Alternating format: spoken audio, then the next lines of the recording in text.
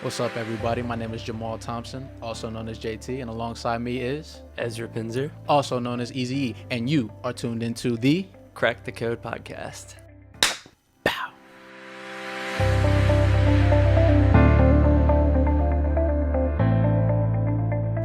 All right, E, we're going to jump right into it. So we had an episode last week featuring some ETSU athletes. Give a little bit of recap on how you thought it went, some of the things they talked about, and some of the discussions that we were able to have. Yeah, so, the most exciting part to me right off the bat is the fact that we are already talking with people outside of tech. It's exciting to me to be going from basketball to football, right? How much more exciting to be going from Tennessee Tech to ETSU, because we're all humans here and we are all struggling with the same thing, especially this year with COVID, with a lot coming up with the racial injustice and trying to fight for that together. It's awesome to have unity with these other schools because, like I said, we're all facing the same issues. So just a couple of the things we got to jump into last week. We talked about what an athlete is, besides an athlete, and just finding an identity, and that's something that we all have to do. And as a student athlete, people want to write that identity for you. And so we got to spend time talking about creating that for yourself, being who you want to be outside of just an athlete. Super exciting news from ETSU about what they have going on there, and the growth that they're making for minorities there on campus, and just for equality for all the athletes that they're working with. And we just got to hear from athletes there about their personal experience and, most importantly, their personal growth, and how they have been able to come together over there. And it's a great example and a great opportunity to learn from them for how we can grow here at Tennessee Tech. More exciting things in the recent past here. We had our first class on campus with Cookeville PD, and obviously you are part of that. Yes. Not to mention, you kind of got the whole thing going, but you're a student in it right now. So tell me about being a student in that class. Absolutely. So special shout out to Chief Evans. He helped us get it going, along with some other people, Dan Quest as well. And so the class kicked up this week, and it was really just about building a partnership between Cookeville PD and the student athletes of Cookeville, right? To better the relationship, the pre-existing relationship, but also make it stronger and form some new relationships as well. So we've talked a little bit about, the things that they have to go through in their lives, and we talked a little bit about where their office is, and we met some of the officers. So it's been really cool to see a lot of people grow in that regard. And the biggest takeaway in two classes that we've had is to not believe the narrative on either side. So they can't believe a narrative that has been set by the media, by young athletes or young minorities, and we can't believe the narrative that all police officers are bad. So that is something that is very important, I think, in establishing a partnership and a lasting relationship for many years to come, and I'm excited to see where it goes. But it's been a really cool and a really fun experience just to see the joy on their faces as well as the other students' faces as well. Yeah, it's kind of crazy what can happen when you just sit down and have a conversation with people, and that's been our experience with the Cookeville PD and also the campus PD here at Tech. And I think that's really exciting, is building that relationship, because in my experience, it's much harder to dislike somebody and to profile somebody that you're talking to face to face. And so that relationship with these police officers has been something that's awesome, and I think that will positively affect a lot of people around here. Absolutely. And that's something we are going to continue to talk about over and over, is student athletes and their relationships. And that's something we're super excited to talk about more here today. Yep. So we have a special episode for you guys in store. Hope you guys stay tuned. We have a special guest coming up. We'll be right back on Qrack the Code podcast. So we are excited to welcome our first guest. He is a sophomore sports administration major on the football team. Everybody help me welcome Michael Dixon. Woo, Mike, woo! How's it going? It's going well, man. How are you? Hey, I'm blessed. Trying to stay woke like you. So let me ask you this, man. So we know you're a part of the Code program on campus. So touch a little bit about how Code has helped you grow individually as a person and as an athlete. Well, personally, I consider Code as a family, because with that small couple of minutes, maybe an hour that we get to be in a room together and talk, it helps me come out of my comfort zone. Because, with this city, it's not the most diverse. So when we all come in that one small room and I finally get comfortable again, it allows me to be more than just a student athlete here. It allows me to express who I am inside and out. Yeah. So I love it. And you talked a lot about the family, and within any family, it has to be a trust aspect. So talk a little bit about the trust that is ingrained into the Code family. Well, absolutely. I feel there's already a connection that what's said into that room stays into that room. To how comfortable people say things about their background and things about their family in the past, or just, more connective things. We all have some self-respect to know that what's said in that room stays in that room. So it allows us to be more freely and, again, come out of our shell and express the people we may be. Absolutely. Mike, what do you think it was about the Code family and the Code environment that helped you gain that trust so quickly, that you were able to feel open and feel like this was a safe space? What do you think it was that made you be able to get that trust right off the bat? Well, since the beginning, I remember other people around campus telling me small things about Code. And I remember how it was potentially getting to grow. And once I found out about it, I immediately hit up JT because I wanted to be a part of something different on this campus. Because I didn't want to just be considered a student athlete here. I wanted to express who Michael Dixon is.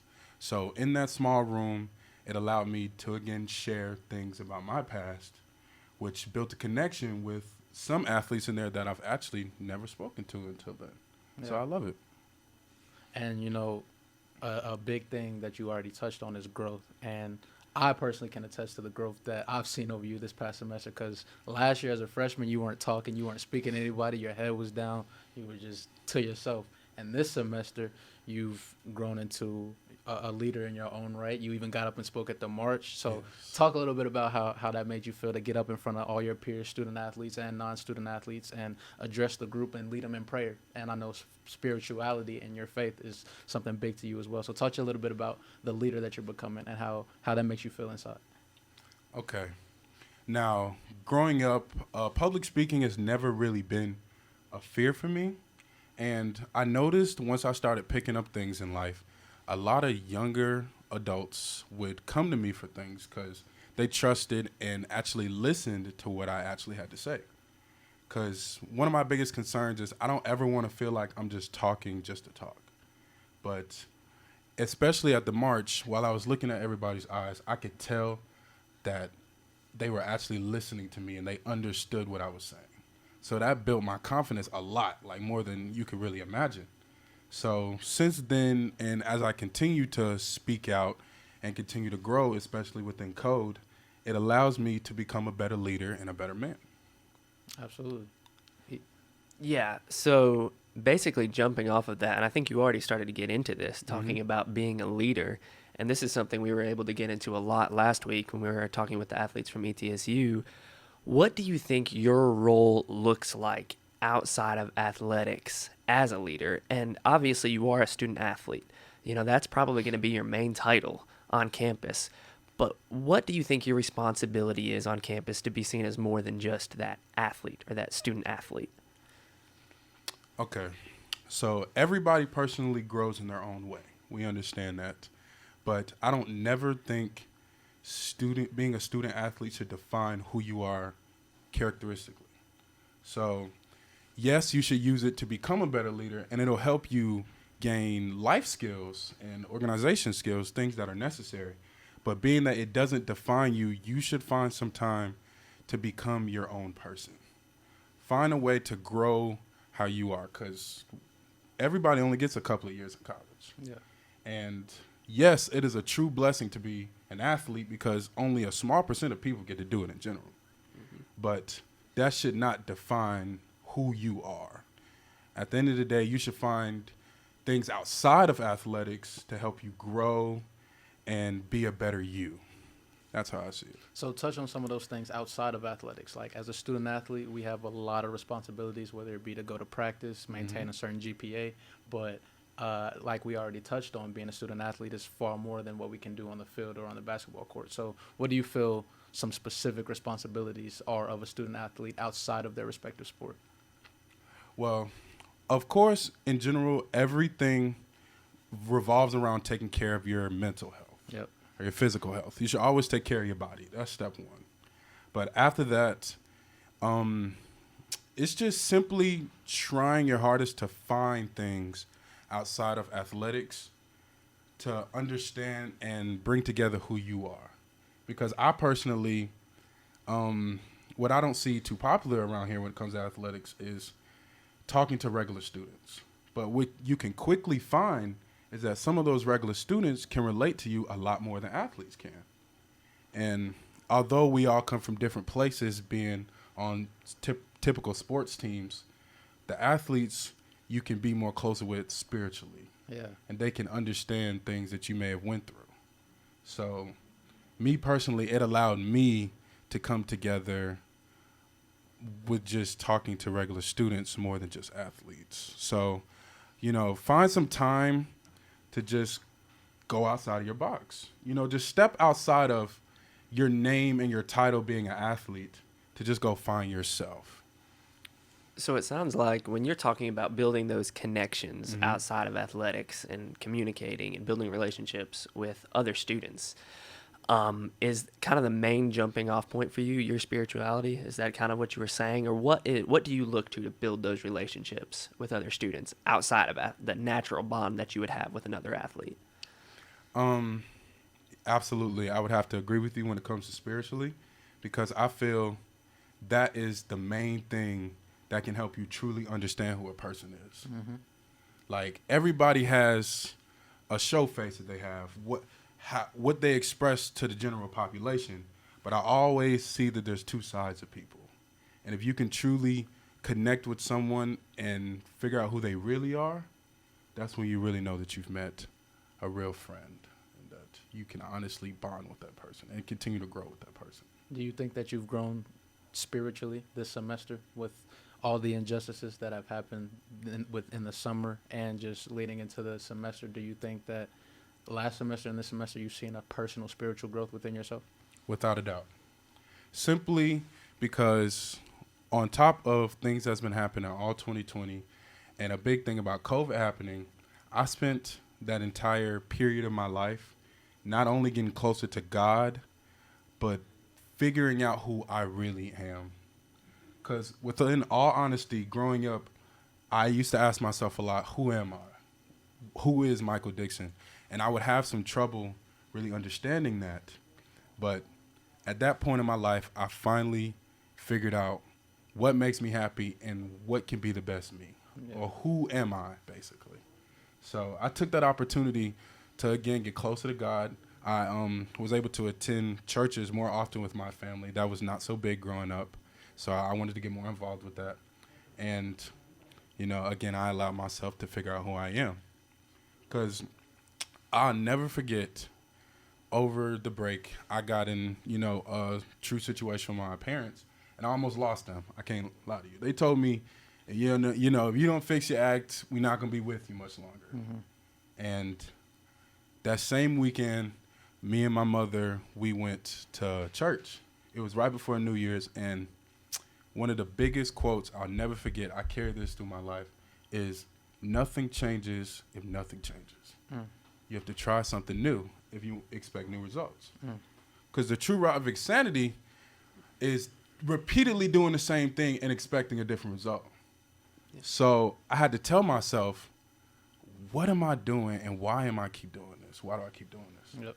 And once I finally found the route of how to fix it, I continued to grow, and I've never been happier since then. So a lot of people see COVID as, a bad thing. It wasn't the best time of our life, but I consider it a true blessing because it allowed me to be the best me I am today. I mean, obviously that's exciting. That's the easiest word to go to, but it's inspirational too.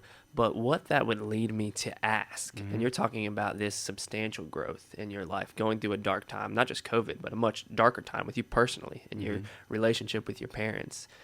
Obviously, you've grown tremendously through that. But what I would want to ask of you is, how can you take that experience to help others, right? That's the biggest thing we can do with our own growth, is to figure out, hey, how can I push this forward to others? And I think as a student athlete, you have an even bigger platform to influence others. So how are you going to take that growth that you were able to make in the last year, spiritually, battling through COVID, working on that relationship with your parents? How are you going to use that to help influence others and positively maybe impact their relationships? Well, the biggest thing when it comes to influencing other people is to let them know that they're not alone. Let them know that they're not the only ones in this world that have battled through that situation or are currently battling through it. And to just help them understand that you'll be with them every step of the way, or just give them some type of guidance to enhance their problems so they can conquer them in a happier environment. That's just a simple step, and what I personally believe is the biggest step. So if you could conquer that, especially if you relate with someone in their situation, and you can help them understand that, you'll be with them every step of the way and that they're not alone, that you can conquer just about anything. And I think a point that you indirectly just touched on is redefining the defined. And I think that's the epitome of what code has become essentially with the student athlete, whether it be within public perception, on campus, or even within ourselves and success and overcoming ourselves, redefining the defined, right? So when we look at a relationship between a player and a coach, how do you think that the relationship can be improved or evolved? Because, you see a lot of times there's a very odd dynamic between a coach and a student athlete, where there is completely lacking trust or no trust at all, right? So how do you feel like that relationship can be better between student athletes and athletes on all levels? Well, Student athletes and coaches, excuse me. yes. Well, it all goes back, if you have shared this experience with your own life, to just help the student athletes understand that they're not alone in this situation. Because one thing that I hear a lot with coaches is they say you're supposed to get closer to your student athletes, understand what they're going through, but I don't really see them living it. So that's something they really have to enhance and really understand, that I understand this is a business, but if you really want to get closer to your student athletes, you have to not just be a coach to them.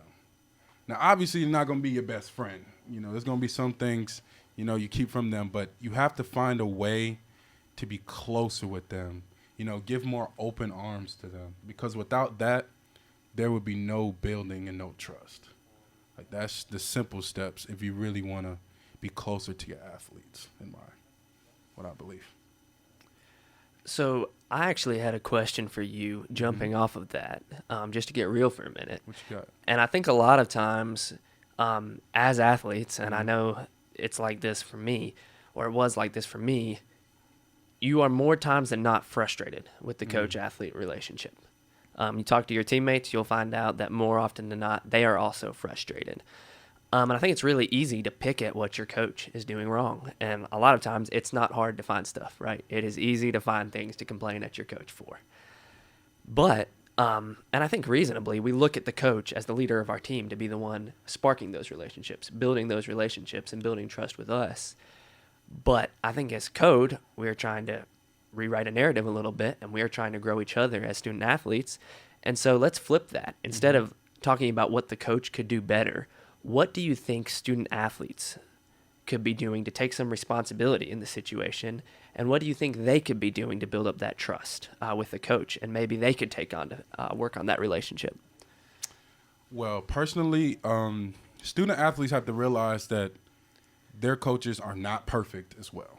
Like, every human is going to come with some conflicts, and you have to understand that. But one thing about it is that being that you're not perfect, you're going to make some mistakes, and so are the coaches. But the biggest thing about it is be real with yourself before you start blaming everything on the coach. Because what I see a lot of student athletes do, in my opinion, is they'll make mistakes, but then turn around and blame it on the coaching. Like, it's not always the coach's fault. So that's why I personally love coaches who keep it real with me. Like, if I'm not doing good at practice, don't tell me, Mike, you'll get it next time. That's all right. Tell me, dude, pick it up, or I'll find somebody that will. Yeah. Because if they think that's hard right now, they got a long life to live. Because in the true business world, they're not going to be easy on them. So you have to really understand life and what it is to be the best you, or it's all going to tremble. So understand, like what you said, how can an athlete be a better them to build with the coaches. But what they have to understand is they have to be the best them or improve what they believe or how they work, their worth ethic, before they just go out and blame it on the coach. So as we wrap up here, Mike, man, because you said a lot of great things, right? Mm-hmm. I want to ask you personally, because like I said, me and you have grown extremely close within the last couple months, right? If you could look back at Mike Dixon when he first came in as a freshman, or even Mike Dixon as a senior in high school, what would you say to him? Well, if I had to look back at the freshman me in particular, I would say you're a good man. Because I would say at that point in my life, I doubted myself a lot. And I was confused about a lot of things within myself. Again, trying to figure out who I am. And within football, trying to feel like if I'm really at my potential, is that the best me? I was just beating myself up a lot. So I would definitely look back and tell myself that you'll be all right. You'll be good. You got a lot to learn, youngin, but you'll be all right. And I still got a lot of things to learn. And I know I got the people around me that's going to enhance me to be the best me and continue to help me grow. But at the end of the day, I felt like I was going to be all right. And I know I am to this day. Man, Mike, I appreciate you joining the Qrack the Code podcast, man. You said a lot of good things. I'm proud of you, dude. Sir, I appreciate it. And there you have it. It's been a great episode. I've enjoyed chopping it up with you. I want to give a special shout out and thank you to Mike Dixon for giving his perspective and his story as well. And E, why don't you tell a little bit about what we have coming up in Code as well as the Qrack the Code podcast? Yeah, so the emphasis that we're trying to get into as an organization with Code and what we will be able to highlight here coming up on the podcast is the idea of empowering women. So obviously, as an organization, we have been trying to give a voice to student athletes in a place where we feel like they can be silenced a little bit or marginalized as seen as simply athletes or what they can do on a field or on a court. And we've been excited and blessed with the opportunity to give these athletes voices.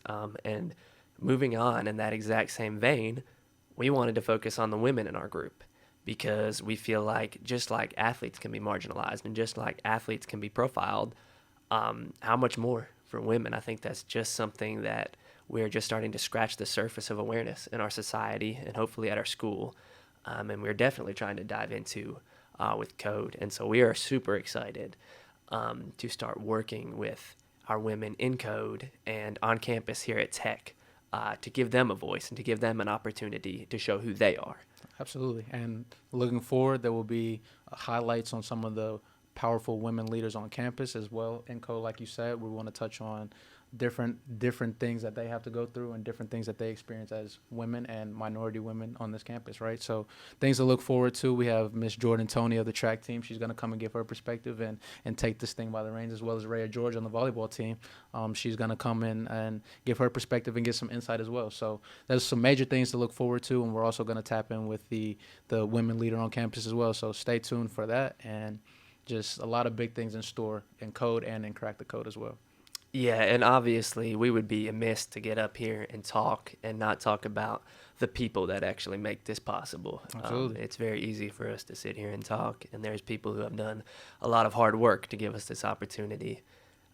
Miss Levita, academic advisor, has been phenomenal, over the top in assisting us and giving us this platform and giving us connections on campus. In the same way, Dr. Baker, Dean of Education, has been just exceptional in the willingness that she's had to work with us and want to build a relationship and give us a voice. Yep.